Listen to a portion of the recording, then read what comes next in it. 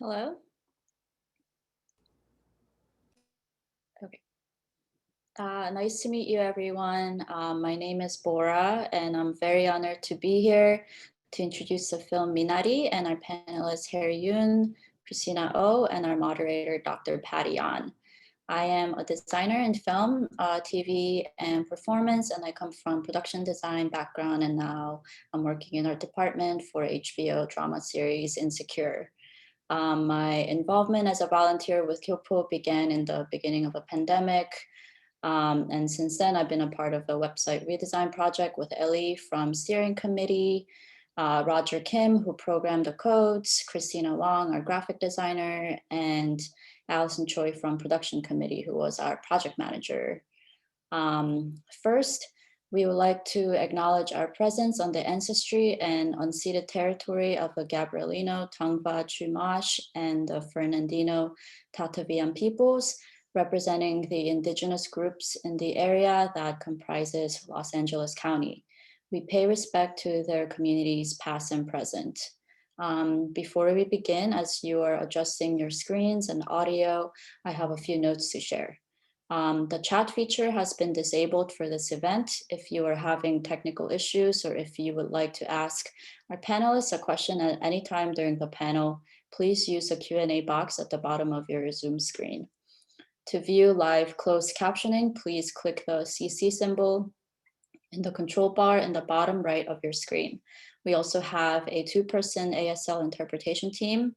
We will be spotlighting their windows and interpreter should be in their names. We would also like to thank our GYOPO committee volunteers backstage for their help with production.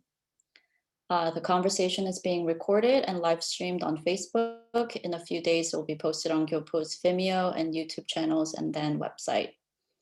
GYOPO is a collective of diasporic Korean cultural producers and arts professionals generating and sharing progressive, critical, intersectional, and intergenerational discourses, community alliances, and free educational programs in Los Angeles and beyond.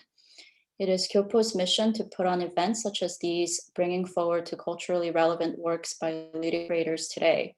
We are a volunteer-led organization, so if you have any interest in getting involved, contact us via email or social media. We also have some great upcoming programs, so stay in the loop by following us or joining our mailing list. I am so thrilled to be able to introduce the film Minari and open up the conversation today. The release of Minari comes at a time of accelerated violence against Asians in the wake of COVID and daily China-phobic propaganda blasted in the American media.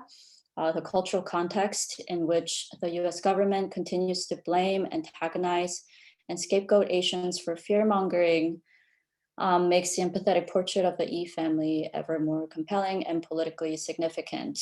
And I think it's also worth noting that Stephen Yeun and Han Yeri's characters are of the generation that is being actively targeted right now. And 2020 has been an exciting year for films that take place in the Pacific Northwest or the Midwest. We've had First Cow by Kelly Reichardt and Nomadland by Chloe Zhao, and Minari has fallen into that canon of expanding the interpretations and sensibilities of the Americana. So now it is my honor to introduce to you our moderator, Dr. Patty Ahn.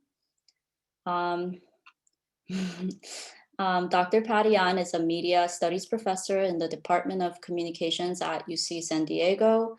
Patty is a scholar practitioner who specializes in the study of Korean media and is currently working on a documentary called Black Korea, which looks at K-pop's relationship to Black America through the perspective of K-pop fans, songwriters, and K-pop idols. I'm going to introduce you to our panelists, Christina Oh and Harry Yoon. Christina is the producer of Minari and the in-house production executive at Plan B Entertainment and has produced a number of films such as The Last Black Man in San Francisco, Okja by director Bong Joon-ho, Ad Astra. If you're an Asian person working in film or TV, I think you'll understand how rare it is to spot another Asian person on a 500-person cast and crew. So I think it was really striking to learn that Minari's process was that involved every department head, from costume, production design, editorial to producing, and they were all of Korean diaspora. The instinct of Christina and the producers to recognize the importance of personal connection, to realizing director Isaac Chung's semi-autobiographical narrative, I think has manifested in the outcome really beautifully. Harry Yoon is the head editor of Minari and has edited a number of movies and episodics such as The Last Black Man in San Francisco, HBO's Euphoria, and is currently in post-production for Marvel's first Asian superhero movie, Shang-Chi and the Legend of the Ten Rings. What was so remarkable about Minari's editing is how it strikes an almost pitch perfect balance between the tension and the tenderness of pursuing the American dream. There's a sense of precariousness that's looming, as if the family's always at the brink of giving up or at the brink of suffering some kind of a catastrophe. But I think the editing and also the production design by Young-ok Lee, who unfortunately wasn't able to join us tonight, sustains this incredibly emotional performances by the ensemble and anchors the family in means of survival and resilience rather than tragedy or violence, kind of much true like the plant Minari. And now I'm gonna hand it over to our moderator, Patty. Thank you so much, Bora, for that beautiful introduction and offering some really wonderful and rich framing comments for our conversation tonight. Again, my name is Patty. I'm a professor in the Department of Communication at UC San Diego. And I would consider myself a media scholar, activist, and a producer, a media maker. And I hold a particular interest in transnational Korean media in the way that they shape cultural narratives about Korea in the aftermath of the Korean War. So there's actually a lot about Minari where that's sort of present as a sort of background or spectral presence in the film. So I'm especially excited and honored to have been asked by GYOPO to moderate tonight's discussion, and especially to be able to have a chance to speak with the editor and producer of this truly stunning film. I think we often think about narrative film as the distinctive vision of the director, but we all know that the process is highly collaborative and that it takes a dedicated team to bring its world to life and give it flesh, right? From the costume and production designers to the editors who structure the story and place it in a very specific time and place, to the producers who advocate for financing and make sure that the kind of creative team has the kind of best talent possible for that particular world and story that the film wants to tell. And every aspect of this film, I feel like really bears the imprint of its creators, the many creators that went into its process. And there's such a gentle touch to every aspect we see in the creative choices on screen.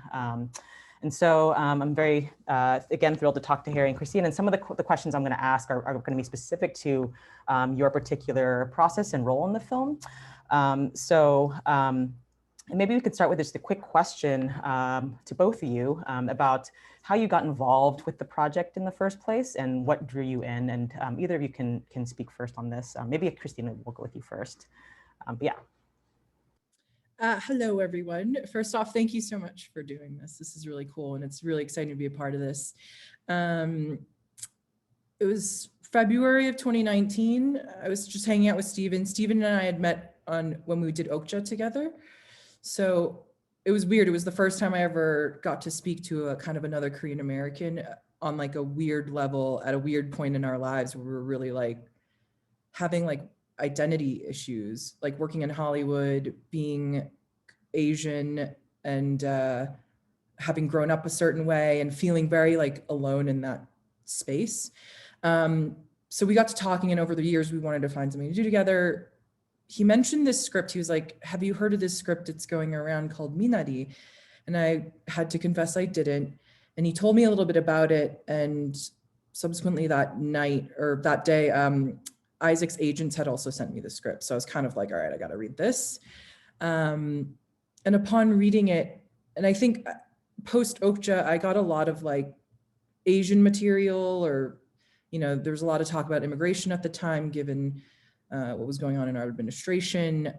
So, you know, working where I do, we get a lot of those kinds of stories, and they're all important in their own right. But for me, I just never felt like I connected on like a real emotional level, other than being on like a visceral level of like, of course that's a terrible situation, and of course this is an important thing, but sometimes I didn't like, I didn't know if I was the right person to tell the story, or if I even should tell that story. So for the first time when I read Minari, it felt deeply connected, even though I didn't grow up in Arkansas. I didn't grow up in a trailer, but I did have immigrant parents, and like the scenes where they're arguing, or when your Haimani comes for the first time and is bringing all these like weird like imin bags of like gochugaru and like myoichi and stuff. Like I was like, whoa, I've never actually seen this on screen in this way, and been able to connect on that sort of emotional human level. And I think for me, that was what really kind of was a catalyst in wanting to make this. And I have very supportive people at my company that were like, dude, if you feel strongly about this, we support you. And so that's kind of how that like sort of thing kicked off. That's a very long answer, I'm sorry. No, it's great. Could you talk a little bit about the specific role you played in the creative process as well? Just any decisions that you made that shaped the way the film turned out. Yeah, sure. So as a producer, I'm a creative producer. So there's many different kinds. There's, executive producers and co-producers and stuff. A lot of them just finance films, or, find the material and then take a back seat. But as creative producer, we're pretty much involved in every step of the way. We find material or find people we want to work with and team them up and kind of like create and collaborate to make movie or scripts into a movie. So for me, I think upon reading it, it was weird. It was kind of like Stephen and Isaac and I kind of talk about this sometimes. It felt very kismet and almost touched by divinity in a way. I know that sounds kind of hokey or whatever, but at that point in my career, having made a couple movies and been involved in a few Korean things, and like being like personally in my life as well, like where I stood in my identity, like it couldn't have come at like a weirder, more perfect time. And oddly enough, I had met Harry the year before, and we couldn't work together on the film in the way that I wanted to. He couldn't edit it because he was busy doing some other amazing thing. But I was like, oh my God, is that why I met Harry? So that he could edit this. When you read a script like this, and being the person I am, I was like, it's going to be really important that the editor is Korean. Like, how else are you going to like cut these really emotional scenes that are all in that language? And if you don't understand those nuances. So I knew I wanted to staff it with as many Koreans as possible, but going back to the thing, like the whole like kismet sort of divinity aspect, like I'd met Harry the year before, and I was just like, I got to work, like maybe this is why I met him. I had worked with Emil Mosseri before. He had scored a couple of our other films. And again, that was somebody I had met the year before. And it was like, he went through one film or two films of ours. So I already knew, like I was already familiar with his work. And I mean, he had no time to score those movies. And it was weird. I was like, oh, imagine what he could do if he had a little bit more time. So that was like another aspect where it felt really, I don't know, just amazing in that sort of way. And then of course I'd known Stephen for a few years by that point. And then the timing of it all was really weird too, because I'd gotten the script with enough, like barely enough time, if we moved immediately, that we could shoot it that summer.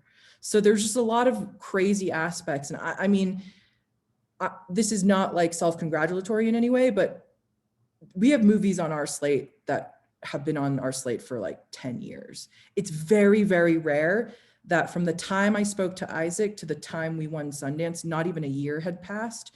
And I think for that's like, sometimes I even have to, like, I can't take the credit for that. That's like some sort of cosmic, like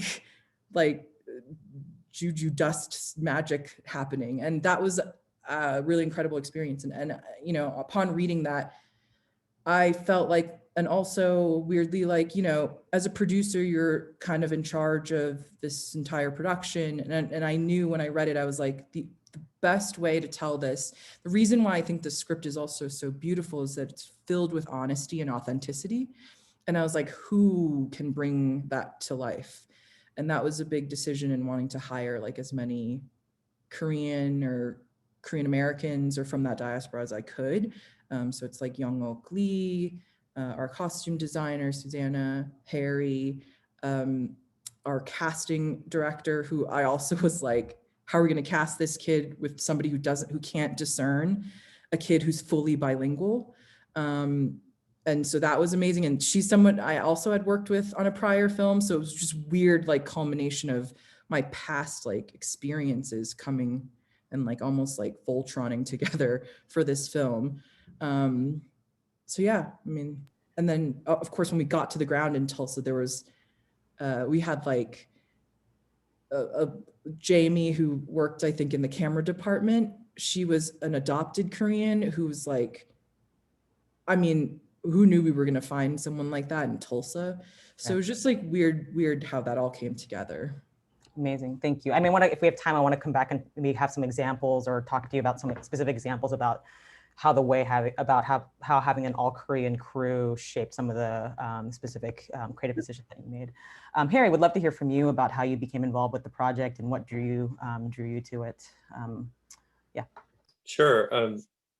You know, I just want to comment real quickly. Just having that crew list in front of me was like the first of many gifts on this film of just seeing like Korean Americans that had, because I knew behind each of those department heads, like how much work and sacrifice and dedication it had taken to get to this point, and to be able to get to that point as a Korean American, but also to the point where Plan B would be willing to hire them. And that was the thing, is like, as you can already tell from having listened to Christina, is like, she's so down to earth. But like my first meeting with her, I was just like, oh my gosh, I'm meeting with a Plan B producer. Like, how's this gonna go? And then I found like, we just became friends right away. And, you know, in the same way that we had in this project, we really bonded over our Korean American backgrounds, you know, having chosen this career path, you know, in the face of some ambivalence, in terms of like, how do we go into a career in the arts, you know, when our parents have these really sort of tough, sacrificial immigrant narratives? How do we make that choice? And, you know, bonding over things like that. So I think there was a real chung that I developed with Christina from the get-go. And I actually just Can you found explain your what email. Chung is? Oh, sorry, go ahead, Christina. Harry, I actually just found the email that you sent where you said, I've never gotten so emotional reading a crew list before. Yeah. I mean, I really felt like that. I was like, That was a really special moment for me. history behind that. And so when Christina called me or emailed me and said like, you know, you have to, I was finishing up on the TV show Euphoria at the time and thinking about what was next. And she's like, okay, you can't do anything else but this project. And you dream about like those kinds of calls from a producer that you love. And she sent me the script, and I wrote her back right away saying like, everything, there were so many scenes in this script that were like little explosions of memory for me.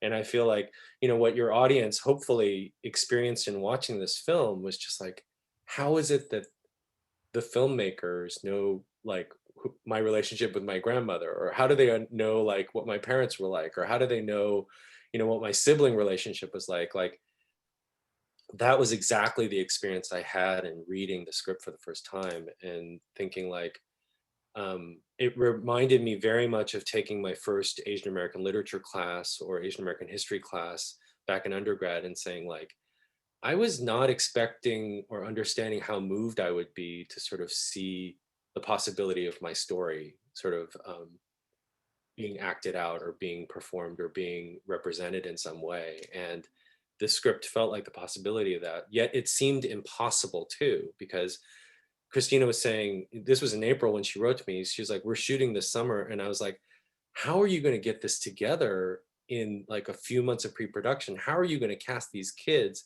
knowing how difficult it is to cast these kids? But, you know, even with that, you know, incredulity, I just sort of signed on and said, like, I'm on board.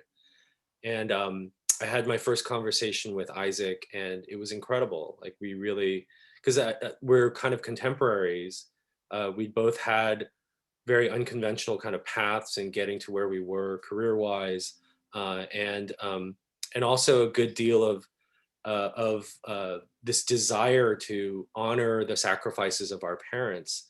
And I was just so thankful to him to say, like, you know, if this works, like, to be able to tell this story and to be able to tell it with a kind of subjectivity in the place of our parents, which you rarely see in cinema, it would be such a gift. And so I think from the very beginning in my collaboration, it was very much a desire to see that subjectivity, to see that story, to see that perspective played out, and hopefully to honor an audience, a first generation audience who might be able to see the film. And so that's what really motivated me. And as an editor, I think what you're trying to do is during production very much support, encourage, and advise the production team, particularly the director, by giving them a sense of progress is being made. Here's what's happening as you send them scenes as they're shooting. You provide very practical advice in terms of, can we wrap out of this particular location? Like, we're gonna lose the double wide trailer in the next week. Is there anything else that we need? So things like that. And then once they come into post-production after they're done shooting, you play a kind of advisor, encourager, therapist role as they grapple with everything they didn't get, and then they see the footage for what's there, and then to start shaping the footage during post-production, and then obviously also guiding them through a lot of the technical parts of post-production that follow on, technical / creative parts, everything from the sound mix to color to scoring to, you know, you name it. And so it was such a pleasure walking that journey with Isaac, because he was intensely collaborative, vulnerable the whole time, and very open to dialogue, and very open to changes, even risky changes from the start. So that was basically my role in the film and how I got started. Thank you so much. Actually, I think you sort of answered some of the question my next question about just how being within a mostly Korean creative team shaped the kind of culture of the production, as well as some of the creative decisions. So maybe I'll move to my next question after that, which is specifically for Harry, and the way that the edit sort of shapes perspective in the film. And you know, you mentioned something in your response just now about you know, the film kind of moved you in the way that it sort of honors the sort of sacrifices that our parents made in coming to the U.S. and whatnot. And I think Minari like really tries to present a sort of a nuanced and conflicted representation of that experience, mostly through the perspective of the young boy David, of course. And you know, most of the film is told from that, from his viewpoint. And you know, even if like whether he's at the center of the action of a particular scene, or if we see sort of a scene that looks like it's autonomy scene playing out, we'll sort of cut to a shot of him glancing on. So it's always told kind of either from his POV, right? So I'm wondering how you're able to sort of balance telling a film from his point of view, while also lending complexity to the other characters, especially the female characters who have a particularly conflicted role in this film. But yeah, how you were able to kind of balance that through the cut, presenting emotional and relational complexity in all different directions. It's a really great question. And I think it speaks to what we discovered as being the important heart of the film, which was to try to, even though David and his journey and this idea of this being a kind of coming of age experience is at face value the heart of the film, I know that Isaac, from day one in conceiving of the project and how he was motivated to write and ultimately direct this project, was seeing it from dual perspectives. The first, obviously, he was looking at his own daughter. She was basically the age that David is, or Isaac was, when they, made this move, this really sort of life-changing move.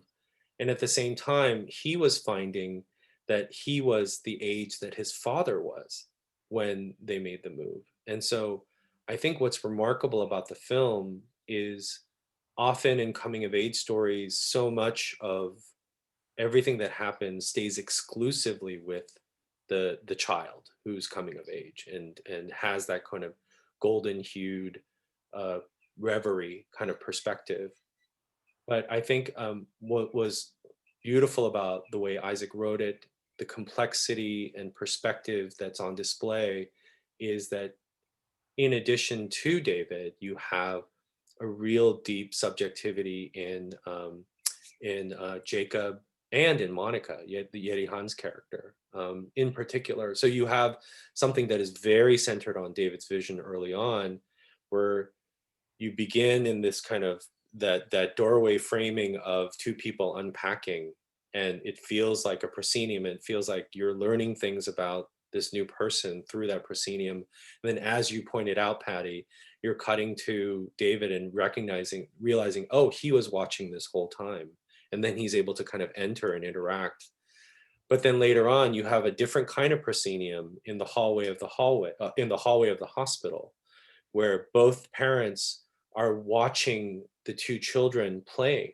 And there's a kind of untouched innocence, which leads to such poignancy in how they describe their own youth, the things that they had hoped for, the things that they had prayed for before coming to the United States. And there's a wonderful kind of bookending of that, of saying, like, these perspectives, these subjectivities are what invite you into the film in different ways. Like, you can be both David and initially be annoyed by, and then delight in the presence of the grandmother, and then ultimately be incredibly grateful for what she gives.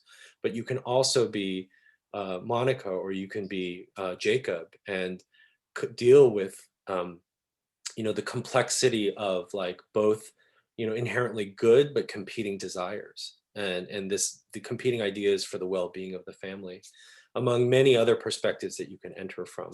And so our goal through the process was, and what we found was, initially it was, how do we honor this collection of Isaac's memories and the story that it tells about a particular place in a particular time? And then, as we started to really focus our cut from an initial time of about 2 hours and 40 minutes to just under 2 hours, what do we have to let go of? What redundancies or what detours do we have to let go of in order to really start to focus on what is becoming the heart of heart of this film, which are these balanced perspectives of what does it mean to hold a family together through this experience. And in our discussion, Patty, one of the things that we touched on was Anne, the younger daughter character, seems a little underserved in this calculus, and it's something that I mourn a little bit. And part of it is, originally in the script, I think Anne, of all of the family members, was a little bit underwritten compared to David in particular, and I think that's purely an accident of the fact that David is very strongly a proxy for Isaac, and then it was exacerbated a little bit through the editorial process, in that a lot of Anne's scenes were about her kind of living by the rules, being the holder of, like, this is what we should do, things like that. And we found that there was some redundancy, and often when you have redundancy and the audience is being reminded of a particular note that a character is playing over and over again, that it starts to underserve the character in a different way. And so as we removed some of that redundancy, I think Anne's regard started to increase, but unfortunately her screen time started to decrease. And so often in the editorial process, you have to make those trade-offs. And so we try to keep her sort of edge and interest and commentary alive as much as possible through ADR and other additional screen time and stuff. But unfortunately, I think in the balance of things, she sort of lost a little bit of that perspective, and we both, Isaac and I, regretted that in the end. But you know, unfortunately, there's always sacrifices you have to make. I think for the greater effect of staying lean and staying sort of feeling essential for the audience, and removing those redundancies that unfortunately Anne was a little bit of a casualty of. Yeah, I mean, I think like as someone who was assigned female at birth and grew up in a culturally Korean home and was socialized as you know, to sort of absorb or inherit certain ideas about you know, female dutifulness and filial, you know, sort of serving your duty to the family. I just like felt a twinge of pain as I watched her character sort of get you know, be marginalized within the story. But that makes a lot of sense in terms of why certain creative decisions were made and how her screen time was minimized because of that.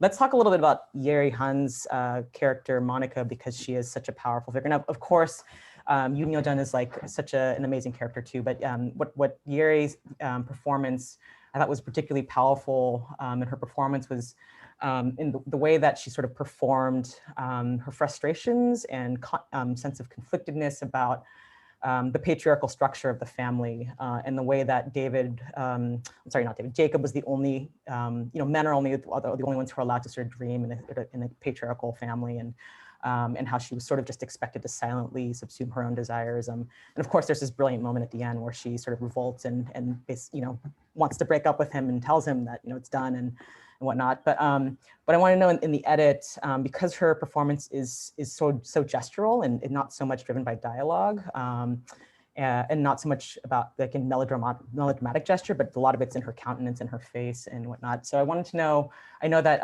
there was a lot of conversation between you and the director about how to use the edit to really draw out that performance and draw out some of these tensions. I wanted to know if you could talk a little bit about that. Absolutely. Yeah, I think Yeti was the one who made me cry during dailies. Like the way that she would look and her face would change before delivering a line like, it must have been so hard to travel so far. Like there was just so much when she's seeing her mother for the first time. And like there's just so much history and truth in her performance. And I don't know how she gets there. Like, I mean, how do you, I don't know, that the way an actor prepares in that way is just such a mystery, such a little miracle for me. Like, how do you get to that place of being all of our mothers at that point, you know, or so many of our mothers at that point? But and there were little things that she was doing. Like a really good example is going back to that unpacking scene. The way she stops and cries because of the Medici, because of the anchovies, and you know, like we stayed on that angle for so long, partly because it was a beautiful angle, but partly because there was so much storytelling happening, even from that far, in the way, as you pointed out, in the way that she moved. And then different coverage later on in the scene when she's holding on to David as he comes closer, the way she locks his arm in her arm, it just felt like so familiar and so very much something like very Korean and very like what a mom would do. Like I kept wanting to feature those things that felt so true and felt so lived in. The way she avoids Jacob's kiss very subtly, you know, like, and then almost apologetically, you know, turns toward him, you know, in the scene where like he's just bought the tractor and she's questioning, is this really a hobby or is this a farm? There's just so much storytelling that's going on. There's so much of a lived in performance that's going on. That was day one, mind you. I know, that was day one. Oh, Yeah. I think that was the first scene we shot, actually. Yeah, I mean, what was it like to work with her on set? I mean, when you were at the monitor, were you sort of seeing and, you know, were you kind of realizing how good it was? Yeah, that's a question for you, Christina. Yeah, I mean, as a producer, you could not ask for a better performance. And as Harry says, a lot of the movie, I think some of the stuff a lot of the movie occurs in like the silences and the glances. Particularly, one of my favorite moments is when she's washing his hair and he says, okay, I can hear it in Korean. It's like, I think he's saying like, I'll take responsibility for what happens. And he puts his hand on her hand and they're all soapy. And it's just like the way that's framed and the slight pause. There's so much conveyed in that gesture that, you know, both of them are incredible, but Yeri in particular had a lot to carry, because I remember when I read the script and was, Isaac and I spent a few weeks just tweaking some stuff and developing it a tiny bit once we all kind of signed on. And the thing that I always thought was so powerful in the script is that Monica is such a strong character, but it's like she's like strong, like silently strong. Mm-hmm. And it's a lot, so much is said in the gaps and in the silences. And I think for me, the thing, you know, Isaac wrote her character so just, I don't know, so beautifully in a way that like, had he gone slightly too much, she would have been kind of like naggy or like, I don't want to swear, but like not a like a little bitchy, I guess. So like we really wanted to toe that line of like, she's so frustrated, but at the same time, she's almost the stronger one in the relationship. And to convey that strength in her performance, I mean, she just crushes it. And especially like the scene behind the grocery store when she basically tells him like, I don't have faith in you anymore. Like at the monitor, like eyes watering, like everyone around, we were dead silent, everyone standing around and observing. And I remember talking to Harry, he called me and he was like, why did you put her in front of such like a boring thing? And in cause she's like standing in front of this like very plain tan thing. And in a weird way, I mean, one, it was a situational thing. We like there was like no space and like we were like losing light and we're just like, go shoot it somewhere. But in hindsight, I think it kind of like, it's so plain that it heightens her performance in a way. It just really, you have nothing else to focus on except her face and what she's saying. And I gotta tell you, like, she just showed up. And she's also just like really just naturally beautiful in a way that isn't overdone. She feels really like of that time. And as Harry says, I don't know what she tapped into to get there, but it was really, really impressive. Amazing. Since you were on set, maybe I can ask you a question about what the culture of the set was like, because the film is so particular in the way that it's representing a Korean American experience in the heartland of the U.S. in the mid 1980s, mid 1980s, and the height of the Reagan era. But then there's so many. Not everyone on the set is coming from that experience, right? And it's sort of the film. One thing I love about the film is that it just reminds you about that Korean diaspora. The experience of it is so vastly varied.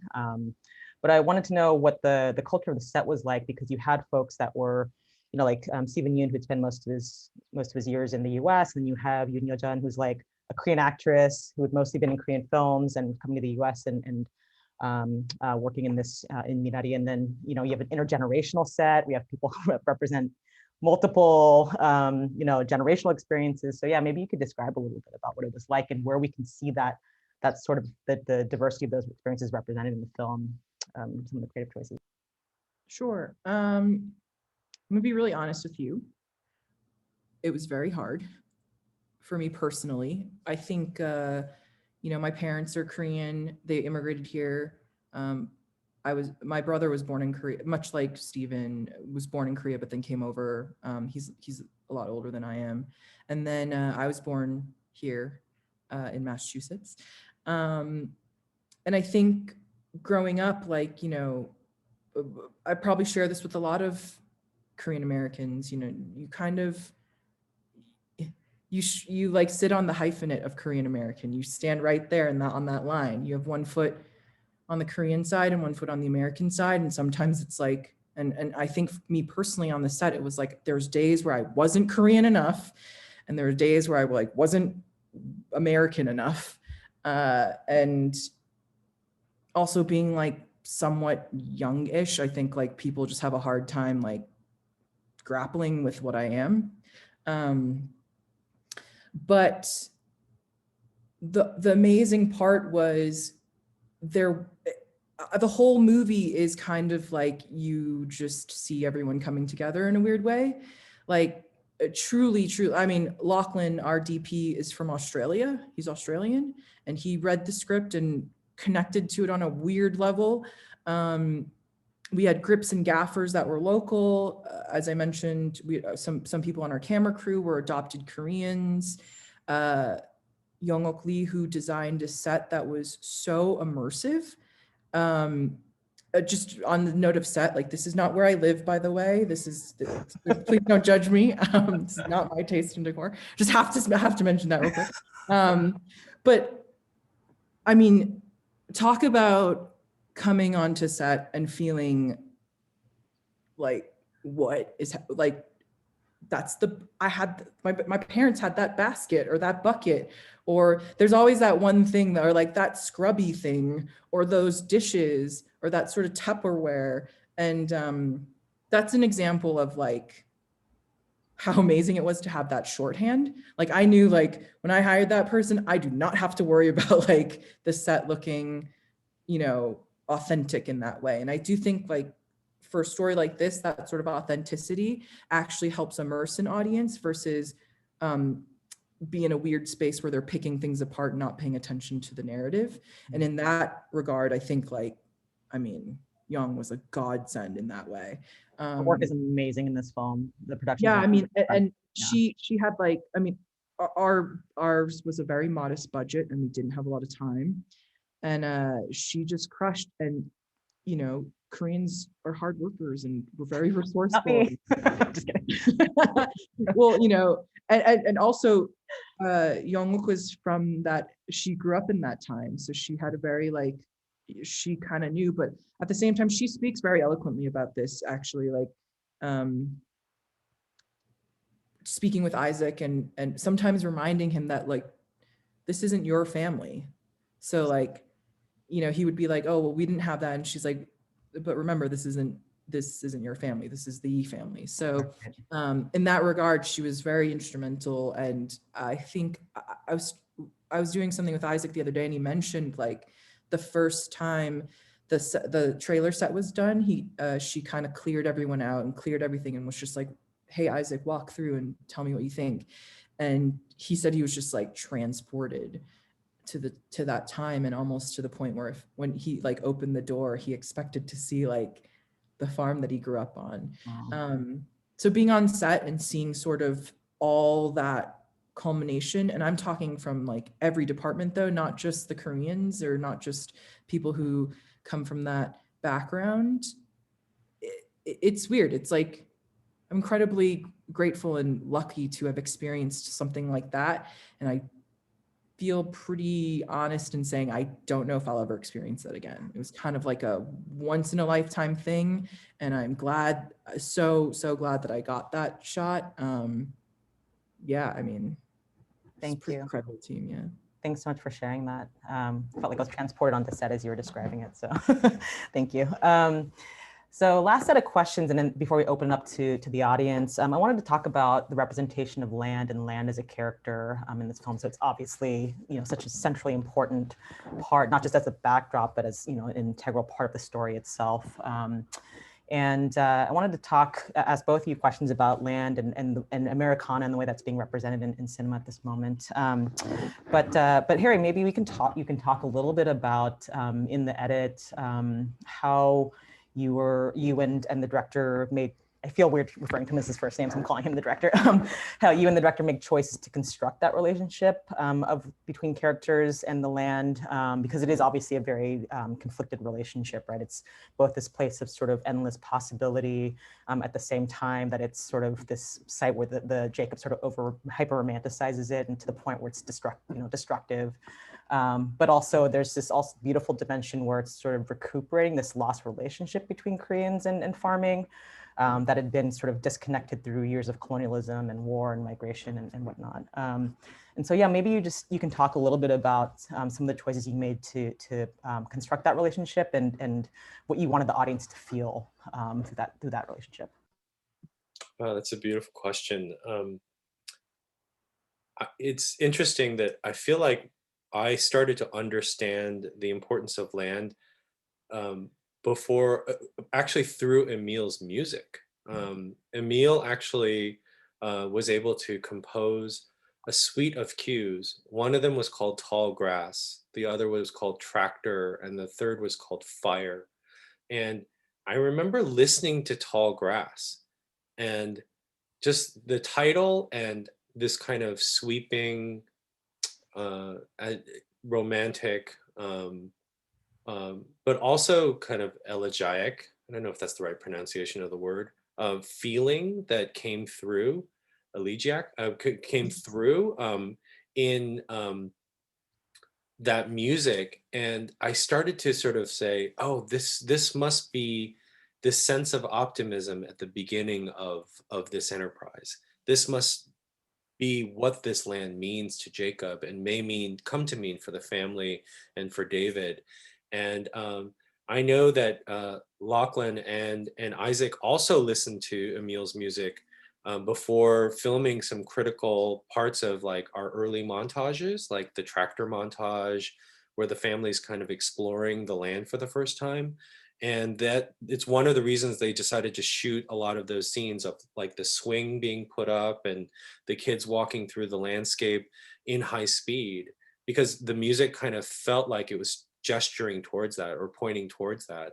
And I remember getting those dailies and putting them against Emil's music and thinking like, there's just something that feels not typically like a Korean American coming of age story about this, that feels so American, that feels tied to like Terrence Malick, or tied to that sense of like America is this mythical place. And it created a kind of cinematic representation for the dreams that I think motivate so many immigrant families. Like, about what is it about? It's like, it's hard to kind of represent that dream in a way, and the purity of it and the allure of it.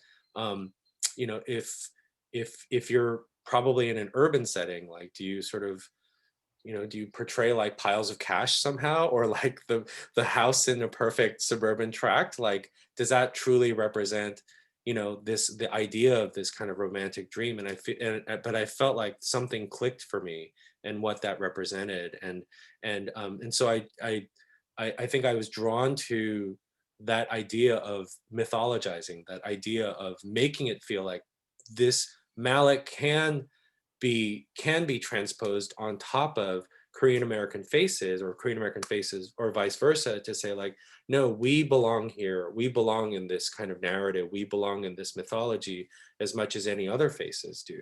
And there was just something really powerful about that, about the possibility of that, of seeing kids walk through in this sort of beautiful, mysterious way, this landscape that feels so American, that felt very true to me, that felt like a kind of desire to represent sort of this belonging to this place that we often are told we don't have. And so I think elevated a sense of purpose to making it as beautiful and honoring that feeling as much as possible.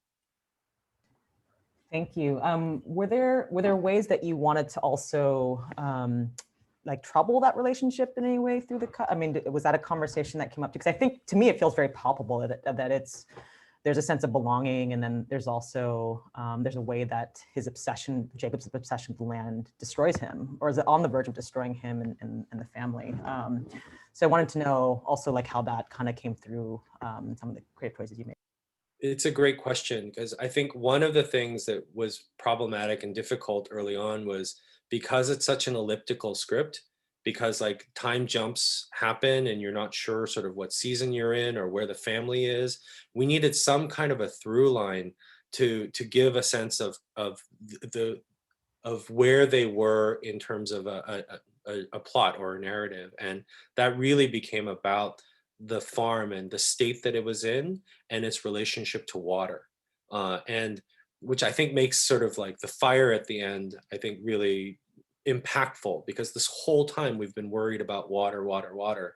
And I think there's a question in there about sort of what are some of the things that we edited into the film. And that was definitely one of those things where it was very loose in the script, but we tried to make it as specific as possible through a ton of ADR, like lines put into characters' mouths. By the way, Stephen Yeun, the most amazing ADR person. By the way, ADR is automatic dialogue replacement. It's like where you re-record lines to put into people's mouths. He's like magical. Like, so that whole digging scene, not a single word of what he's saying is what he was originally recorded. It's all new lines about, you know, how you have to sort of get free water and things like that. I mean, I think 80% of the dialogue we replaced, and he just nailed it. Like, I mean, that's how amazing he is at sort of that process. But yeah, that became something that we wanted to be the source of troubles for him, particularly as the water dries up and he needs to make increasingly risky, hazardous decisions to sort of pour into the land at the risk of his family. Yeah. Thank you so much. Christina, this question is for you in terms of this trend. I mean, I guess, as what I mentioned in her introduction, you know, we've seen sort of a trend of rural cinema in the last couple of years. I'm wondering if that's something that you also have observed and why we're seeing this trend. And then I'll follow up with another question after that. That's an interesting question. Weirdly, not the first time it's been asked of me. Like, I think they're also like, you make movies about like Okja's in a weird rural place, and Last Black Man's about, you know, losing your place. I think, you know, in modern times, weirdly, there's this desire to almost see everything, right, and anything. For years, we've seen things on the coast, New York or LA or Chicago. You know those sets, you know those places, you know those spaces. Rural Arkansas, I don't think I've knowingly seen or seeked that out ever. And I think, especially during this time, and especially given the past few years there's been sort of this desire for authenticity and weirdly like specificity. And that's, I think, what is that phrase? Like, there's like authenticity and specificity or something like that, or universality and specificity. And so like being almost like hyper focused or like showcasing a weird place and the specificities of that space, whether it's the people, the land, the climate, or whatever, it gives people, viewers, a way into something that maybe they've never experienced before. But also, in doing it through story, you give them an emotional kind of or some sort of connection, connective tissue. So then all of a sudden you're watching this story about random people that you've never heard about or read about or seen, and then being able to connect with them. And I think that's a really interesting, cool thing to give people, especially during this time where, you know, you might, I think it's a really cool, powerful tool to be able to showcase that to people that may never go to those places or never see those people. And that's also kind of the power of now too. Like, you can Google anything and know about a place and a space. So like, in that regard, I think there is sort of like a desire to understand that which you have never seen. So these rural spaces, whether it's in those movies that like Nomadland or First Cow, you know, there's a desire to see that. And also just like when you see it, you can connect to it. And that sort of like doing that, you're like, oh, okay, like I feel like my worldview has been broadened a little bit. Thank you for that. I wonder also if there are ways that, I guess maybe I'll start with, why is it important for a film like Minari to represent Koreans within the heartland of the U.S.? And maybe this is a question with a very obvious answer, but I'm wondering if you can offer some perspective on why you felt it was important to push forward this film because of that. well? Well, I think because it existed and maybe nobody's ever thought of it, you know what I mean? I'm just saying, like, when my parents came here, they, I think, landed in New York, and then we ended up in Massachusetts. I didn't even realize that there's people in Middle America. And I think, you know, the movie is, we touch on it briefly, but they moved from the coast. They moved from LA, like the port of entry, one of the ports of entry, into the heartland.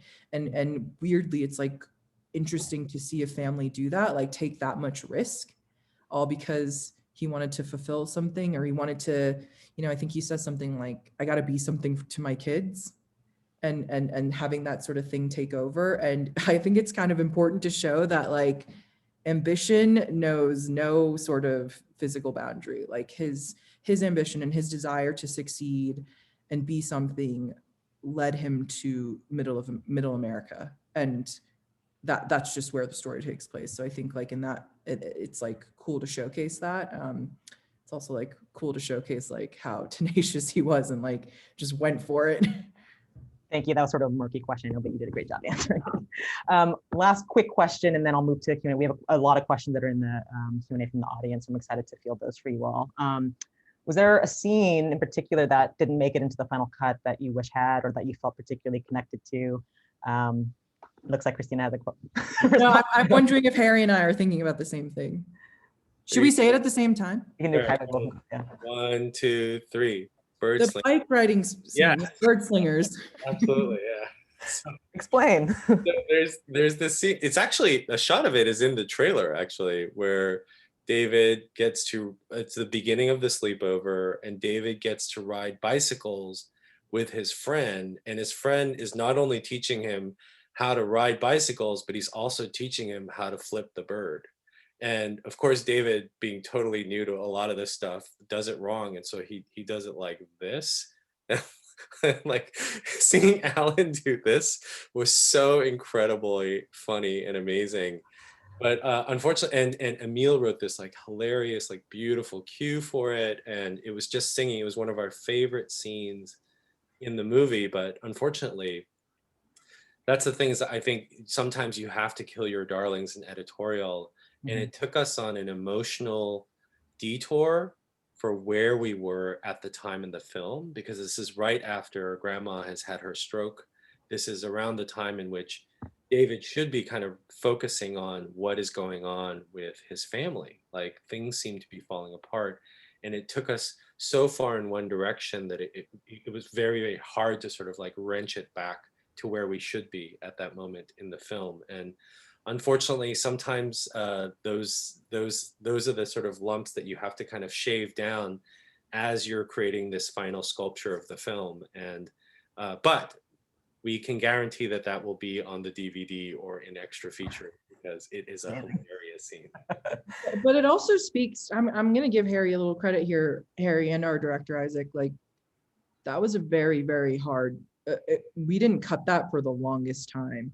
And I think in discussions, many discussions and many rounds of notes, it's just like feeling like, yeah, it takes a bit of the emotional purchase away, and kind of like refocuses your attention and emotional attention on the friendship aspect. And as beautiful as it was and amazing as it was, like, for the longest time we didn't cut it or want to cut it. And then finally, like, you know, Harry and Isaac kind of did it, and then watching that cut, you're like, oh, they're right. Damn it. It was the last scene that we cut, so. It's great that you both said the same thing. So I'm going to turn the questions over to the audience. And for folks who've been punching in questions into the Q&A box, I don't think we'll be able to get to all of them, but I'm going to cut my questions short so I can make as much room for your questions here. I do want to talk a little bit about the Golden Globes controversy. We'll see if it comes up in the Q&A. So the first question that was asked, one of the first questions that was asked by the audience is, in the casting process, and I think this is more of a question for you, Christina, were there specific choices being made when to cast diasporic Koreans from America versus Koreans from Korea? Yeah, so you know, growing up, I was fully bilingual. I spoke English like I do now, like it was pretty good. And I spoke in probably better Korean than I do now. And that's like a really specific thing in terms of like, of people that grew up like I did, that's just everyone I went to church with, Korean church, they spoke English, we spoke English amongst ourselves and then spoke Korean to the adults. So it's just like very much that sort of, we wanted it to be authentic. So we told our casting director, Julie Kim, we wanted a fully bilingual person or a fully bilingual kid. And so, I mean, she went through she's very good at like grassroots, like non-conventional casting. So she went to Korean after school programs, Korean churches, you know, she would go to K-Town and like wait outside these like Korean schools. And we got an amazing array of kids. And it was really helpful that she could pick out when they were really fully bilingual and not just kind of bilingual. And we did actually get a few people, I mean, we got kids from all over the US, but we even got a few people in Korea. But ultimately, I mean, when we came across the little screen of Alan, we kind of fell in love with him, even though he was a little younger than we anticipated. It kind of, he like grabbed our hearts the second we saw him. Yeah, he's amazing. Okay, thank you for that. Next question. Someone asked if you could speak about, and this may be more of a question for Harry, although Christina, you could speak to it too. The filmmakers, they want to know if you could speak about the scene where Paul meets Jacob and David, because of that kind of haunting reference to the Korean War. And the Korean War is sort of all over the kind of like the unspoken story, right? So it's like the backdrop of the story of Yoon Ye-jung's childhood, and then we have this moment of encounter right between Jacob and Paul, and he pulls out the wallet and he has Korean War money, right? So I wondered, I guess the question is just if you could speak generally about that scene, maybe the construction of it, if it maybe even had a personal resonance for you, and why it was important maybe even to include that cut. I can speak very generally about Paul as a character, because I feel like he is a kind of watershed character that people project a lot of expectations onto. And I feel like it's so fascinating to me because he, for some people, is a way to enter the story. For some people, I've heard they keep expecting him to be the villain of the story, which is fascinating to me. And I wonder if the Korean War reference kind of begins that, or I wonder if his eccentricities in terms of how he expresses his faith, speaking in tongues the first time they pray, and things like that, or because of his, because he looks so eccentric when you first see him, people are saying, I kept expecting him to sabotage the farm somehow. And I feel like the performance is so specific and fascinating that Paul serves a really interesting role in how we relate to the Yi family, because he's what I like that is that he's both a white male American in the story and a very prominent character, but he's also so specific and so idiosyncratic in his performance and in the details that you discover that you can't genericize him. And I think that's one of the things that makes Minari so interesting in the way Isaac remembers it, is he wanted to make sure that ideally we represented the specificity and therefore the fullness of each person in these memories. And it's one of the reasons why we had a difficult time cutting down for time, is there were other characters, even the dad at the breakfast table that asks Alan, hey, how's your dad doing on that farm? there's a couple of lines of dialogue that show, the night before we actually hear him kind of sort of being abusive to the kid from before. And then the next day, we get a sense of like what he's lived through. Of course, we had to cut a lot of that down again, just to keep the focus on the family. But I think that's just an indication of Isaac's intentions. And that's no less true of Paul. And so I think it's hard to talk about Paul as being a reference or a representational, because Paul is such a specific character with his own idiosyncrasies. And I think that that was Isaac's intent. And maybe the larger message of maybe the larger why people see themselves in this film is, I think they don't see symbols, I think they see individuals, and they see the individuals in the fullness of their complexity, both good and bad. Paul is a very interesting character. I feel like the film should have come with a trigger warning with a white man will speak in tongues on screen. Right. Having grown up in a Korean evangelical church, I was like not ready for that. But Paul is modeled after a real person in Isaac's childhood. I'm sure. Yeah. So we have a question about that harkens back to a theme we were talking about earlier in terms of sort of Koreans and immigrants' right to the land and belonging to the land as much as everyone else, as much as white folks. And Harry, you'd mentioned something interesting about water as being this sort of like really important life force, right? And I spent 4 years ago, spent a month at Standing Rock fighting for the indigenous rights for water and land. And so we know that this is like a longer struggle that preceded the arrival of migrants. And I'm wondering if there are ways that we can trouble that question, or like that assumptions that Koreans have as much right to this land as everyone else. And yeah, just maybe some thoughts on that. It's not really a well-formed question, but just a disruption of something we were talking about earlier. Yeah, I'm not, you mean the idea that that water as representative of the land and our sense of ownership or belonging to? Yeah, I think like,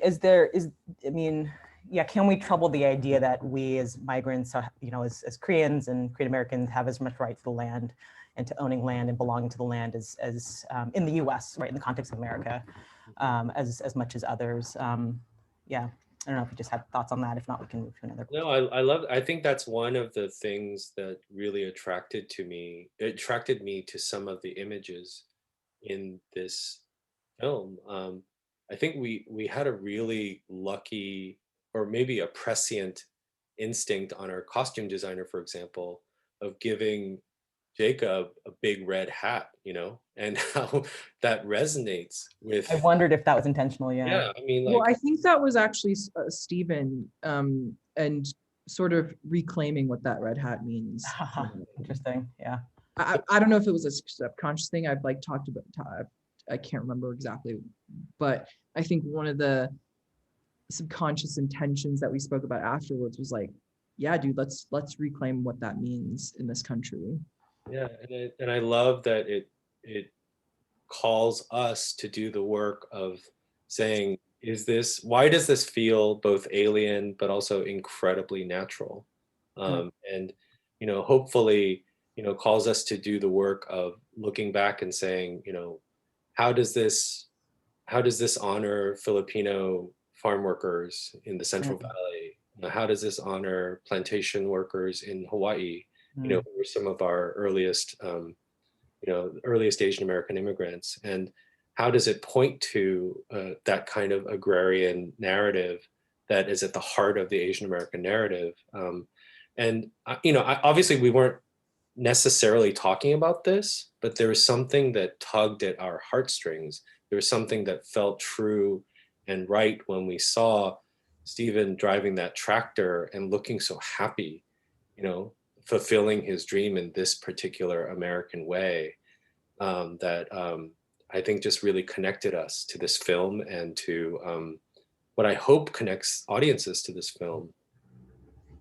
Thank you. Christina, did you want to offer any additional comments? I think what Harry said was great. Great. Just thought it was important to bring that up because we opened No, with a land acknowledgement, and so yeah, just wanted yeah, to. no, I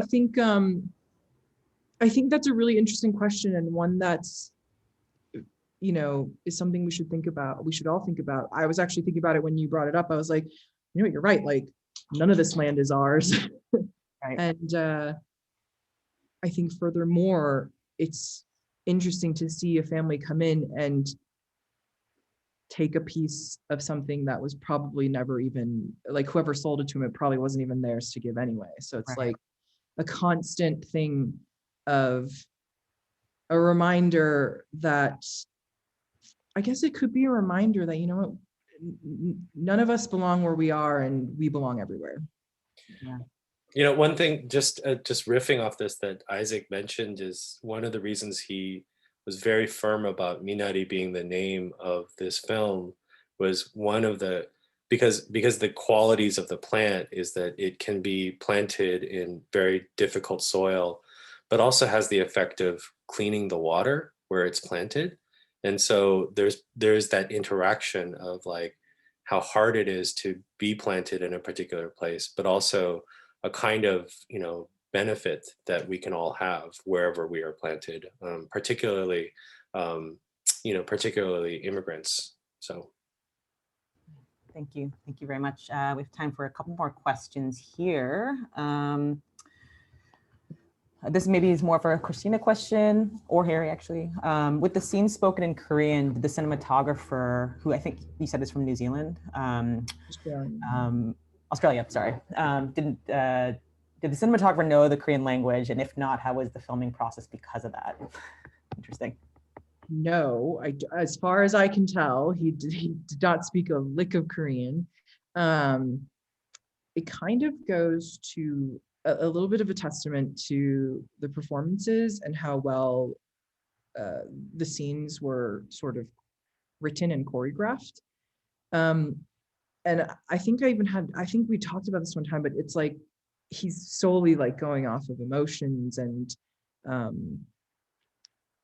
I think they'd rehearse it and he'd kind of get a rhythm of exactly what's happening, so he knows exactly like who to pan to, or who to who to focus on. But weirdly, I do think like it points to the power of sort of the performances, and sort of also just the feelings that come through the scenes, where he just instinctively kind of knew. And I think also it did help because he also operated. So some DPs don't operate, but he operated, just it helped us out. But and he kind of just had an instinctual response, much like he had an instinctual response to the script, which is written in English. So he kind of like, I think in that sense, he was brilliant. And he and Isaac worked really well together on set. Great. How about you, Harry? Did you ever see moments where it was like, oh, the cinematographer doesn't? Yeah, like I'm actually curious. In the cuts, yeah. I mean, you saw all the dailies and whatnot. So, on the contrary, it was breathtaking seeing how the kind of partnership that Lockie had with Isaac. They were making really strong decisions throughout. I mean, we only had 25 days to shoot the movie, which, if on a feature schedule, that's incredibly aggressive. Like, as an example, every single scene in that chicken hatchery happened in one day.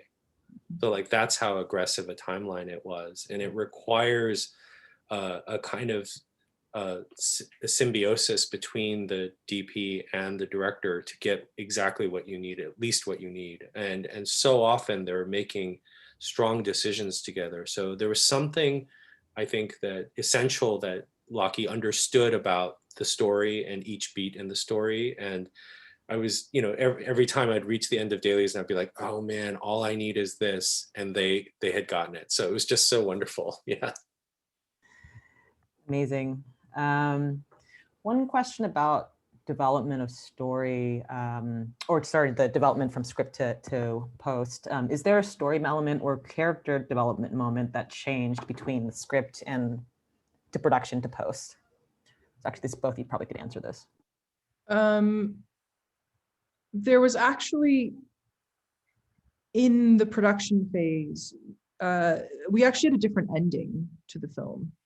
And it started off as like the kids would be older. It was almost like a flash forward. And I think we were running out of time and to start shooting, and we just couldn't find the cast. So Isaac and I spoke and we were like, sorry, but I think maybe we have to like scrap this ending and like think of something else. And so then he wrote like a most beautiful ending with this most poetic voiceover at the end about the very thing that Harry mentioned about Minari being something that comes in the pockets of immigrants, can be planted anywhere. It dies in the first season, thrives in the second, and purifies everything around it. And it was just like this beautiful poetic ending. I remember when I first read it, I was like weeping. Because it like tapped into something that I didn't even know was like a thing that I was like probably not dealing with in my life. And like therapy had not like tapped into that yet. But then I think Isaac was speaking to Harry, and I think Harry was the one that was like, I actually think you need to like rethink this. And that's how it was like, how do you, I'm not, Harry, you should correct me if I'm wrong, but it's like, instead of like doing this voiceover thing, like how do you show that in a scene? And so that end scene is very much like all that sort of poetic feeling, but distilled into this like beautiful just shot of father and son walking through and going to pick Minari that the grandmother had planted. Yeah, I think part of it was resisting the idea that we would jump forward in time and that we would hear the voice of the author in a way, which felt like the jump forward in time, particularly if we did go ahead and shoot the older kids, I felt like abstracted this story in a way and contained it in a way as one person's recollection. And also we would have such chung, for lack of a better word, identification with these kids. To see them older intellectually might work, but I think we would lose some of the emotional impact of what was going to happen. And so I loved where Isaac landed, is, as Christina said, this moment between Jacob finally getting to the Minari patch is our two sort of like narrators in a way, recognizing what grandmother had brought and what it represented as far as something true about their family.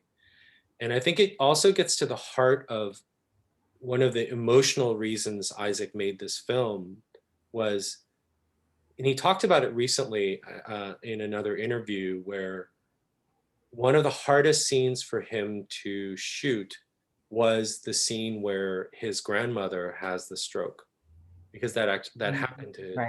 And his grandmother represented this person in his life who had given up everything. She sold the store that she had operated as a war widow with a friend, and came to a totally foreign land where she didn't know any of the language to care for the kids on behalf of the well-being of her daughter. And what that represented and what she sacrificed is, I think, part of the emotional reason to honor that is what Isaac wanted. And there's a question in here from actually my old Williams residential advisor, Melissa. Hi, Melissa. And she asked, like, what do you think what that represents about Korean culture? And I feel like that's one of the most emotional parts of the film, for good reason, is because we see that kind of sacrifice and the consequences of it and the cost of it in so many of the lives that we have lived. And I feel like, pointing to that at the end, it's not a pointing to any kind of closure. And I think that's part of the open-endedness of that ending is on purpose. It's not about sort of closing and judging and having some aphorism to say about this particular story, but it's saying that this kind of dynamic of sacrifice is something that is ongoing and very identifiable, and I think resonates with not just a Korean American audience, but particularly after this past year, where we've seen so much sacrifice in a variety of ways on view, that it resonates with an audience beyond just our community. Thank you so much. I like this question about location, shooting on location. So can you speak about the interactions with the location and the people from those locations where you filmed? Were there any additional interactions with the location that influenced the story in any way once you're on set? I think this is more of a Christina question. Well, everything was shot on location. We didn't have the time or money to build sets or build on a stage or anything. So we shot in an actual trailer from that time period during a heat wave, mind you, which it was not outfitted with modern air conditioning. It was pretty brutal. And Young did an amazing job of building that barn. The trailer and the barn were all located on this one farm, like a big farm ranch thing in Tulsa, Oklahoma. I think the guy's name was Tom, and he was a gun-toting, cigar-smoking, like middle America white dude. And I think, of course, like coming from LA and having this like preconceived notion of maybe some prejudgments of people in the Midwest. Like I was very much like, I got there and I was like, oh my God, this is like the epitome of everything. Like it's like a caricature almost. But he was super interested in the story and just like wanted to know about it and wanted to know like what we were doing and exactly how the story played. And I mean, he had his grandson like come with him all the time, who was this 10-year-old kid. It's very cute and would just follow. And he would tell me about how he's going to inherit the farm one day. And he asked me about Pokemon cards. But in a weird way, they were very much a slight, like, I guess, mirror. Like it's a generational farm that the guy had, and we were also trying to tell this generational story. I don't know if it like influenced per se exactly what we were shooting, but I do think what the land gave us in terms of being able to really feel everything and really, you literally would land there and you're like, I'm in this movie. And that was, thanks to that space. And so I think in that sense, it was a very special place and special like connection. But yeah, I don't know if that answers the question. Yeah, I think it does. Great question about the ending, the grandmother's look with the family, the post-fire and the family sleeping on the floor. And what was the sentiment? I think this is a hairy question. What was the sentiment intended at that moment?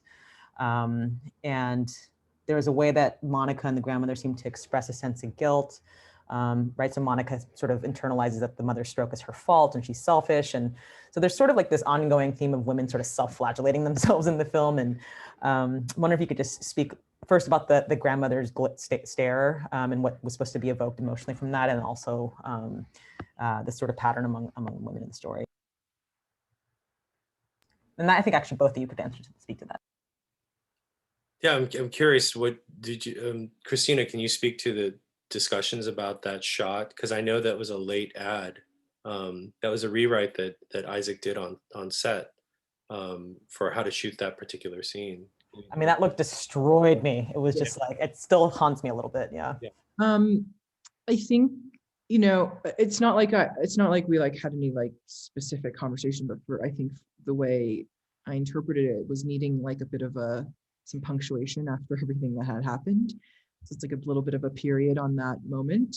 And then a new sentence of she looks and they're doing the thing that Jacob asked the kids to do the minute he landed there, which was like, oh, let's all sleep on the floor together. And it took like the destruction of something to bring that family together and do the thing that he I think like subconsciously was fighting for his whole movie. Like, I just want to do this for my family.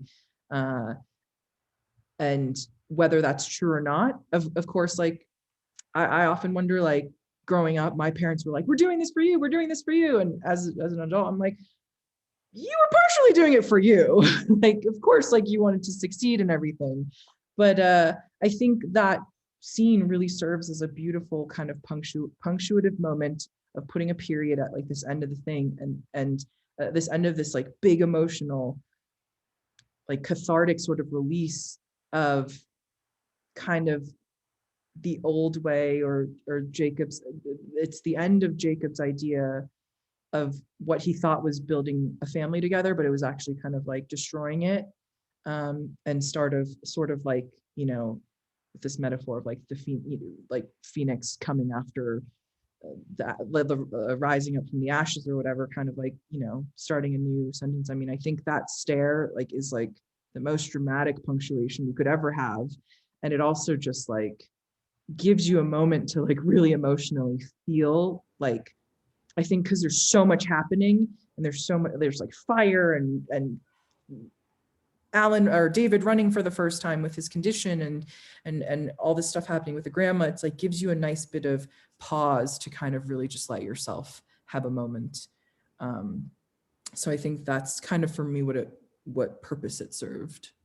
What are we supposed to be reading as going on in psychologically or emotionally for the grandma as she's staring? What's happening behind the stare for her? But my favorite anecdote related to that shot is something Isaac related to me, was that first of all, what's in the cut is take one of that. Wow. And it was, I think, the one full take, because they knew they got it. Wow. And it's that really slow push in. And Isaac said, he asked her, you know, it doesn't have to be clear, but can you give us a variety of things? And in particular, can you give us a sense of mystery as far as what you're reacting to? And after that really long, slow push in to her face, Isaac finally yelled cut. And Yoon Yo-jung said, well, was that mysterious enough for you? She's amazing. Goddess. I think the response that we all have is like, hell yes. Like, I feel like there's so much there. I feel like it's not intended to be any one specific thing, but as Christina mentioned, a chance for all of us to project and reflect on what is it that we've gone through? What is it that the family has gone through up to this point, and how cathartic it's been? And has she had agency? Was it intentional? Was she, you know, like, you don't know for sure any of those things, but I think that's what makes her performance so remarkable in this film, and this character so remarkable, is that it's complex and is constantly surprising you in this way, and pointing you to a particular, you know, inviting you into this experience in a really beautiful, profound way. Was that mysterious enough for you? I'm gonna start. That's gonna be my new line. It's 6 o'clock. Bora, do we have time for just one last question? I think people want to talk about the Golden Globes controversy and what it meant to get nominated for. Congratulations, by the way, on the win. Yeah, wondering. Yeah, maybe just if you don't mind, I'll ask one more question. Hopefully, it'll take just a couple minutes. But the nomination for Golden Globes for Best Foreign Language Film, obviously, you know, it's stirred up quite a bit of controversy, and wanted to know, one, why there's so much investment, or maybe you could explain why there's so much investment in being nominated for a more general sort of prestigious category like Best Picture without that sort of qualification of being foreign language. And also what it sort of activates conversationally about what we consider to be an American film, right? Is it about how much of it is in English? Is it about where it's shot? Is it about where the story takes place? And if there are ways that we can think in more complicated ways about what constitutes a national cinema generally. Okay. That was like a weird moment in our lives. I think, look, I don't think we ever were like, we're going to make an American film. But I don't think it's like a foreign film at all. It's like, I feel like it's it's the most American. It's my America. It's probably, you know, a lot of people's Americas. they have like this rule. I think it was intended at the time. It's probably super outdated of like wanting to, I mean, maybe the intentions were to honor foreign, like actual, like from another country, from showcasing another sort of thing. But then has weirdly, they just haven't updated it for what people are making nowadays. And I think when situations like this happen, you were constantly kind of reminded like, hey, you don't look like what we think Americans should look like, or you don't speak like they do. And that question of what makes you American, or what makes you, you know, like, is it language? Is it setting? I will tell you this, I am an American. This was produced by an American production company, distributed by an American distributor, and it was financed by American money. We shot in Tulsa, Oklahoma. It stars Americans. Most of our crew is American. So for me, I kind of like couldn't even like, I was like, what? But it just strictly boils down to the percentage of spoken language in the film. So I guess in that regard, it does feel like you do feel like, okay, a little bit marginalized, you know. But I think for me, look, I could have taken like this crazy stance of all this, and I'm so grateful for the people that did. I think they were speaking what I wished I could at the time, or like didn't have the words for. But personally, I'm like, look, if this helps move that, or progress the narrative, or progress our sort of story, and also just help update those rules, and you know, progress conversation around this sort of stuff, and kind of break down those barriers of, I mean, like these very silly, like it's like silly tape around certain things. If we can help kind of cut through that, it's something I can be super proud of. And I'm very proud that, you know, this was part of that conversation, and I hopefully good things will come out of it. Yeah, I definitely think you've moved the conversation. Yeah, sorry, Harry, go ahead. I'll just add something very briefly, which is, I think it points to something hopeful to me, which is, it says a lot that this rule about American films in English hadn't been challenged until recently. And we can point to only a few instances in which it was challenged. But I think it points to the fact that there are now American films, hopefully in the American canon, that are not all in English and speak to the experiences of Americans for whom English is not the primary language. And I hope that that is a trend that will continue. And I think it's hopeful to see, you know, people in positions of both creative power and, I think, sort of in cultural power, that can say yes and start making these films. And hopefully it points to that trend being something that that's going to happen in our time. So. Thank you so much, and thank you for all the incredible creative labor and energy, and so much of yourself that you put into making such an important film. I do think you've started a really, really important conversation, and are just interrupting what we see to be constituted as an American cinema, or a national cinema. Thank you for your really thoughtful questions, Patty. Thank you. Yeah. An amazing conversation to have. Thank you for your responses. They were great. I think Bora's going to come back in and close out the event for us. But it was such a pleasure and honor to be able to speak to both of you, and thank you for your very honest and complex reflections on these questions. The pleasure was ours. Thank you so much, Patty. Yeah. Since in my opening remarks, I made the connection between the significance of Minari's release with the rising violence against Asians, I just wanted to highlight some COP alternative resources to report hate crime. First is the Stop AAPI Hate Reporting Center, launched by the Asian Pacific Planning and Police Council, Chinese for Affirmative Action, and the Asian American Studies Department of San Francisco State University. Their website is www.stopaaphate.org. And 18 Million Rising also has penned a letter translated into many languages, addressing family members to pledge not to call cops in the moment of an assault. I just want to thank GYOPO for hosting tonight's event, and for our ASL interpreters, Sabina and Gina, and Ellie and Crystal, and your support and work in organizing the event. And of course, our incredible speakers, Christina, Harry, and our moderator, Patty.